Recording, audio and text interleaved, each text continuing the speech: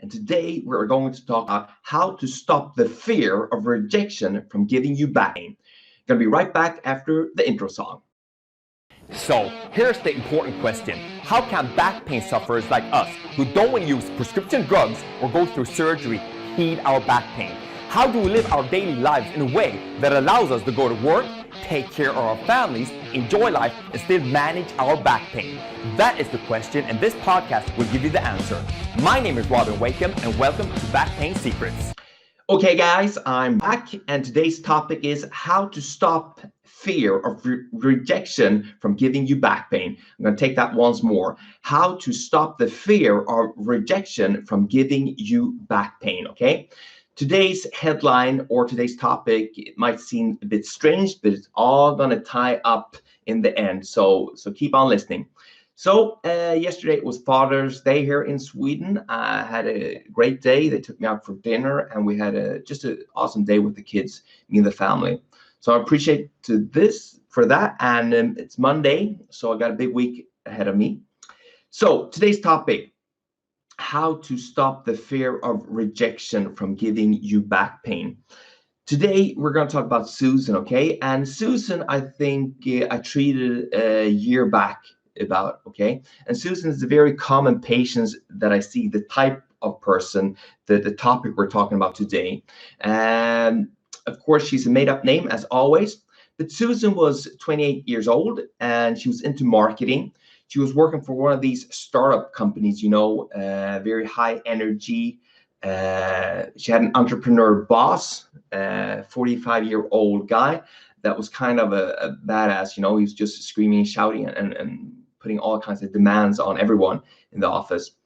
Academically, she was very good. Susan was like a top student at one of the business schools.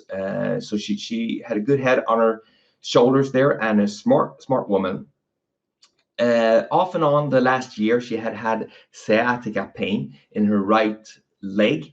Sometimes it went down to just the buttocks, sometimes down to her knee, or sometimes even down to her foot. You know, she was walking, she was eating right, she was doing exercise, and she's telling me the thing that really irritated her sciatica the most was actually the fear of being rejected, okay, to get criticized. And this was something she was struggling with. She was telling me that if she was having a meeting or something like that, and all eyes were on her, she could feel the sciatica pain actually increase in her right leg. It was horrible. So this was her main concern when she visited me the first time. You know, she was asking me that, can the stress and press and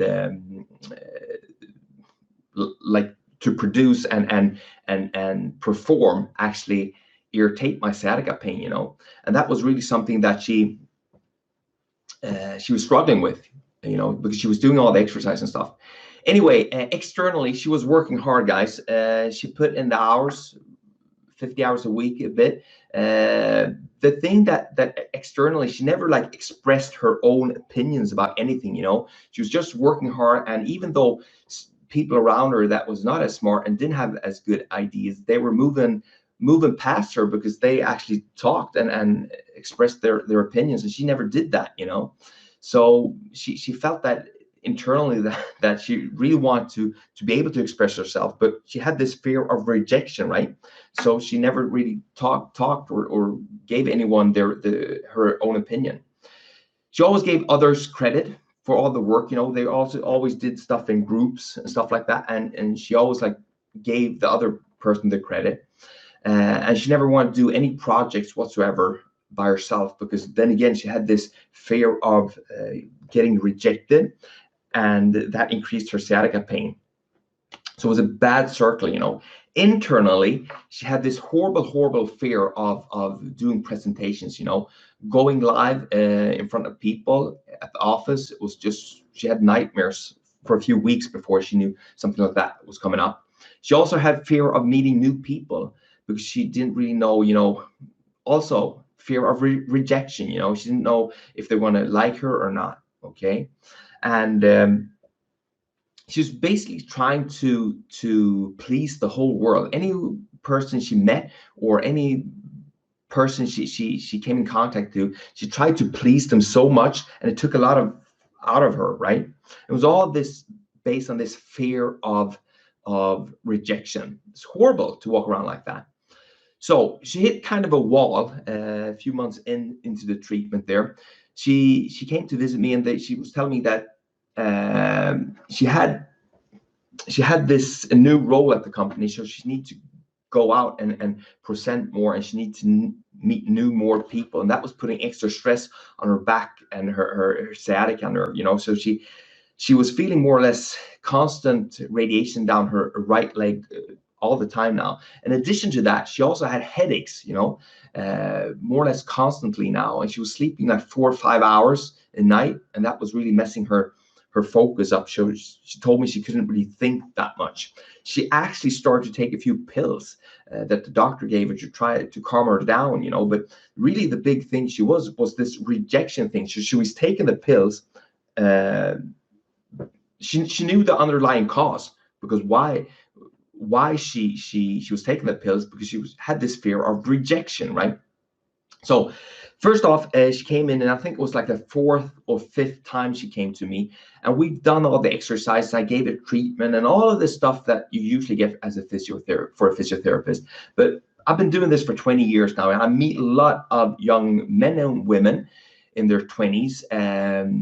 But I see this reoccurring quite often with young women in between their 20s and 30s. They work at these companies, and they're smart women, but they're so fragile that they don't want to get this critique, and they're very, very sensitive.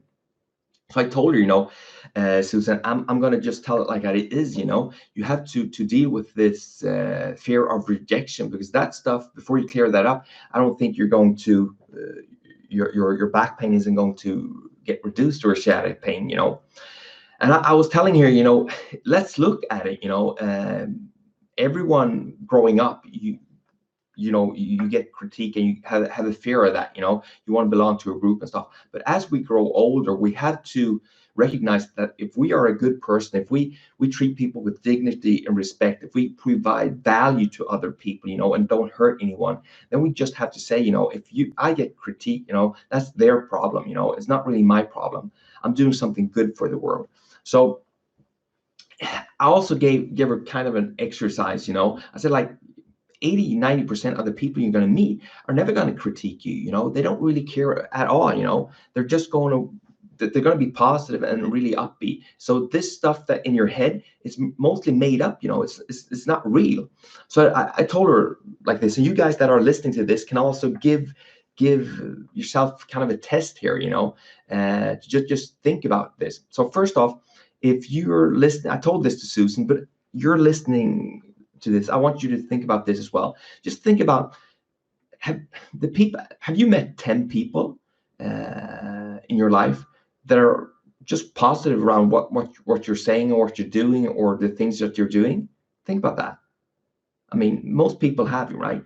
And then you go a step further. Think about 100. Have you met 100 people in the world that you've like done your thing, and they haven't really been negative, or haven't rejected you? They've just been positive? I would say chances are you have, right? And during the lifetime, especially if you've lived a few years, I bet that most of you guys listening to this have met thousands of people during the years you've grown up and work life and stuff, and you've been doing stuff, and they haven't rejected you. Okay, so statistically, if you look at it, it's a very, very slim chance that you're going to get rejected. Of course, and I don't mean rejection in that manner that you might call a buddy up or something like that, and you say, do you want to go to the movies? And buddy says, no, I can't tonight. I got to work, or I have to do something. That's not the rejection I'm talking about. I'm talking about someone really getting into it, really trying to tear you down in regards to what you're doing, or the project, or whatever you're preaching, right? That's the kind of rejection I'm talking about. So we talked about this. She was on the bench there. I was giving her treatment as we were talking through this, So I told her the plan you have to do, Susan, is basically to give yourself permission to express yourself, that's what you need to do. So I also told her, there's all really just 4 reasons why people critique you, and reject you and give you shit. It's all I've been thinking about this quite a bit, because going online like this and preaching with the back pain stuff, I get quite a lot of shit as well. I get a lot of positive feedback, but people are always going to have their opinions about you. So first off, the first reason people might say reject you or say something negative is, according to me, it's like they're boosting themselves. Okay, they're trying to boost themselves, their own confidence, trying to make themselves feel better by putting you down. Okay, and the second thing is, it's like a self-protection thing, people have. They hear something new that you're telling them, and they don't really know what it is, and they're just doing everything to protect the things that they know that are true, to them, so they don't need to go out of their comfort zone. And the third thing is, it's like critical ignorance. They don't really know who you are, what you're preaching about. They just see this quickly, and they don't take the time to really listen to what you're saying. Okay, and then you have the fourth category, and that's the people that really they give you critique or reject you, or try to give you constructive criticism, but they lack the finesse to do it in the correct manner. Okay, so they will tell you something, but they're doing it in the wrong way, so you take it as criticism or rejection. Okay, but really they're trying to help you. Okay, so it was a big thing, and she told me, Susan told me, I really need to get this clear this up, because I don't think the exercise or any of the other treatment is going to help me. I got to get this fear of rejection out, So I gave her something I call an incantation to do. Okay, and a few of you guys that are listening to this might think it's stupid, but this stuff works if you give it an honest go. So I told Susan she used to walk now 30 minutes to work every morning. Okay, we got her on that routine. So I told her, Susan, you need to do the following. Write this down. So while you're walking your half an hour, you listen to some like uplifting music in your AirPods, and you just go and you say to yourself, I am a strong, powerful woman, and I don't care what other people think of me. I am a strong, powerful woman, and I don't care what other people think of me. I'm a strong, powerful woman, and I don't care what other people think of me. Okay, this was her task. She was going to say this constantly for the 30-minute walk from her apartment to work every morning, 5 days a week. Okay, she thought this was kind of childish, and she laughed. But I told her, give it a go. Okay, write this stuff down. This is good shit. And she did this, and she started to do this consistently. So the first thing that happened after 2 weeks, I actually ran into her out on town, and she came up and told me, I'm going to change my work environment. I told her, good for you. Well, I've been doing these incantations as well, as you've been telling me, and I also looked up online for a few other ones that I'm doing more of that. But I just realized she was telling me that at my old job, everyone else saw me as like this weak person that didn't really have an opinion, that just trying to make everyone happy all the time.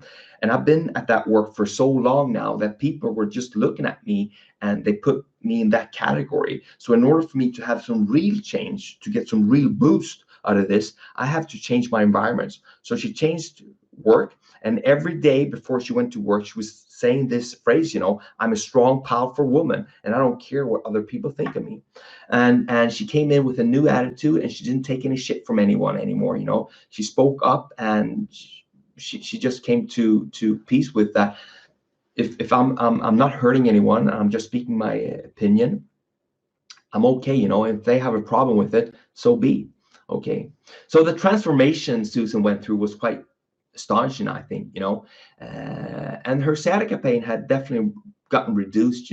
Sometimes also when you have pain, it can be a psychological thing to it. So I definitely it helped, and she hasn't been back with the sciatica pain, or not with this Stop the Fear of Rejection. So wherever you are in the world, Susan, I wish you best of luck. Okay, guys, that's about it for today. It was a bit of a long one, and it might sound strange for you that are listening, that you're really, why I'm talking about this fear of rejection, but it's so common. I mean, so many people, even grown-ups like in their 40s and 50s, you can see that they're struggling with this, and you really need to sit down, and if you're not like doing something bad in the world and doing something positive, you really need to just don't give a shit about what other people are saying about you.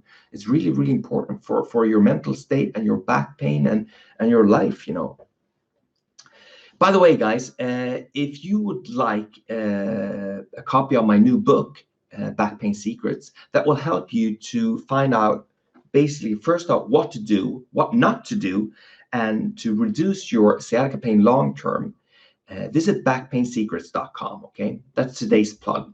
I'll talk to you guys tomorrow. Bye-bye. Want more back pain secrets? Then go ahead and get your free copy of my best-selling book, Back Pain Secrets, at backpainsecrets.com. Inside this book, you will find my top secrets to healing your back pain without prescription drugs or surgery that have helped thousands of other people just like you.